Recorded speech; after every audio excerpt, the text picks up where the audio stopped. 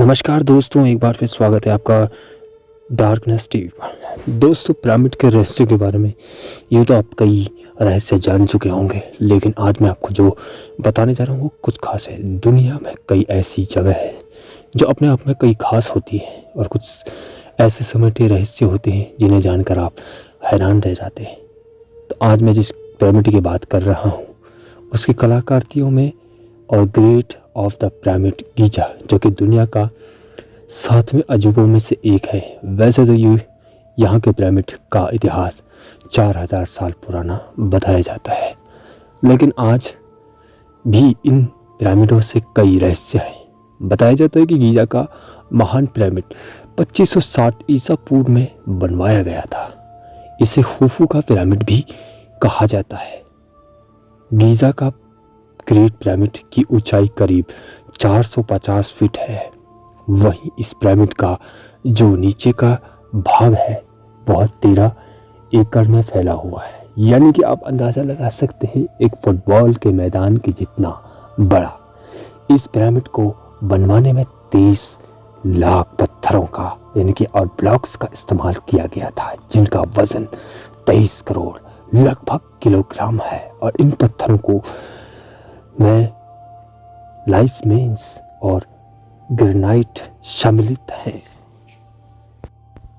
वैसे तो दोस्तों, गीज़ा के ग्रेट पिरामिड में कुल तहखानों में यह बताया जाता है कि आधार पे यानी कि इस आधार पे बताया जाता है कि राजा और रानी के जो कब्र हैं उनमें मम्मी मिली हुई है। हैरान करने वाली यह बात है कि रानी के तहखाने में तो रानी की मम्मी मिली है, जबकि राजा के तहखाने में राजा की मम्मी मिली। क्षण के लिए वह बनाया गया था, यानी कि उनकी सुरक्षा के लिए। अब आप सोच सकते हैं कि इन पिरामिडों को ऐसी जगहों पे क्यों बनवाया गया, आखिर इज़राइल में ही क्यों? तो सोचिए आप दोस्तों, इस रहस्य के पीछे भी बहुत बड़ी बड़ी ख़ास वजह हैं जिनका आज तक कोई भी पता नहीं लगा पाया है। दोस्तों, एक और ख़ास बात यह माना जाता है कि इन पिरामिडों को चंद्रमा से भी देखा जाता है। द ग्रेट ऑफ सिकिन्स पूरे मिस्र की सबसे बड़े आश्चर्यजनक मूर्ति है। दोस्तों, आप ये मूर्ति जानकर आप हैरान हो जाएंगे कि यह मूर्ति पत्थरों को काट कर बनवाई गई थी। जी हाँ, जिसके लिए बनवाया गया था ये 73 मीटर लंबी है।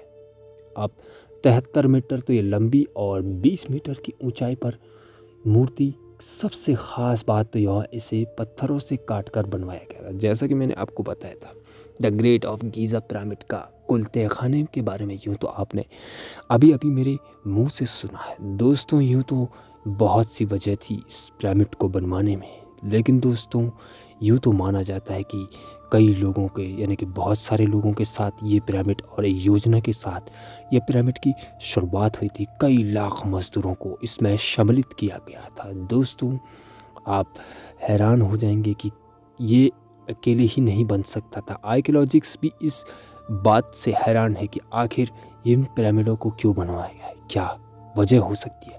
क्या कोई एलियंस की वजह थी, या फिर कुछ ऐसी, या फिर कुछ ओराइन बेल्ट्स, या फिर कुछ ऐसी जगह, या फिर कुछ तारों से एलियंस को देखे जाने की? इसके पीछे बहुत सारी थ्योरी बताई जाती है। और ये आश्चर्यजनक बात यह है कि हम जिन तारों से, अगर हम मिस्र के पिरामिड को रात में देखें तो हमें पता चलता है कि कुछ ना कुछ खास बात है। रात को अगर देखें तो उनका संबंध तारों से भी ये नज़र आता है।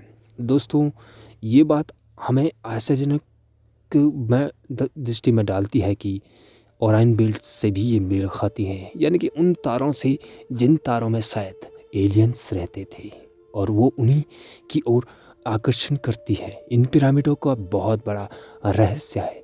दोस्तों, जिन पिरामिडों को शायद बहुत बड़े एलियंस के द्वारा बनाया गया होगा, या फिर खुद इंसानों के द्वारा बनवाया गया होगा, या फिर ऐसे इंसान जिन्होंने इस पिरामिड की खोज ना करके बल्कि इस पिरामिड में कुछ ऐसे रहस्य को दफनाया होगा जो शायद हम अभी तक देख ना पाए होंगे। दोस्तों, यूँ तो आपने अजूबों के आधार पर मेरे द्वारा आप इस बात को जान रहे होंगे कि आखिर क्यों इस बात का पता नहीं लगा पाए कि गीज़ा के पिरामिड क्यों बनवाए गए हैं।